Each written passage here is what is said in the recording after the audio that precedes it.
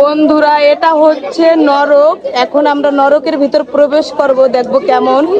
এই নরকের ভিতরে আমরা ঢুকে হচ্ছে যত পাপ আছে সব কাটিয়ে স্বর্গের ভিতর দিয়ে যাব।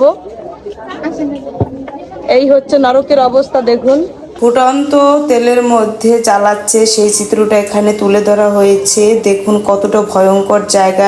নরক যন্ত্রণা আসলে কেমন হয় সেটাকে এখানে তুলে ধরা হয়েছে, আর একটা ভয়ঙ্কর রূপ দিয়েছে যেটার ভিতর ঢুকলেই মনে হবে আসলেই অন্ধকার নরক যন্ত্রণা ভোগ করার মতো। পাশে চিত্রগুপ্ত যেখানে লেখালেখি করতেছে, কে কত পাপ করতেছে তার সকল হিসাব রাখতেছে। এই তো পাপ কাটিয়ে এখন যাচ্ছি আমরা স্বর্গের মধ্যে দিয়ে।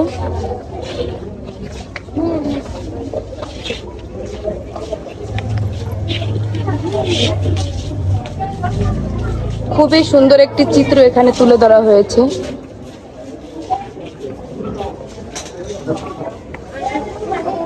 ভগবান তুমি ক্ষমা করো, সকল পাপ দূর করে দিও।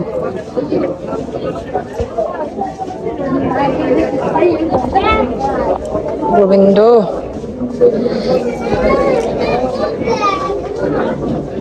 সকল পাপ ক্ষমা করো গোবিন্দ। এখানে নৃত্য হচ্ছে স্বর্গে। এই হচ্ছে ব্রহ্মা, বিষ্ণু, শিব, মহেশ্বর। নরক যন্ত্রণা ভোগ করে স্বর্গের মধ্যে দিয়ে এসে পড়েছি, ভগবানের সান্নিধ্য পেয়েছি। এখন হচ্ছে আমরা স্বর্গের ভিতর থেকে বের হয়েছি, পৃথিবীর মধ্যে এসে পড়েছি। কেমন লাগলো ভিডিওটা অবশ্যই কমেন্টে জানাবেন। আর এটা হচ্ছে শরীয়তপুর ভোজেশ্বরে। যারা যারা এই সুন্দর দৃশ্যটি উপভোগ করতে চান অবশ্যই শরীয়তপুর ভোজেশ্বরে চলে আসবেন।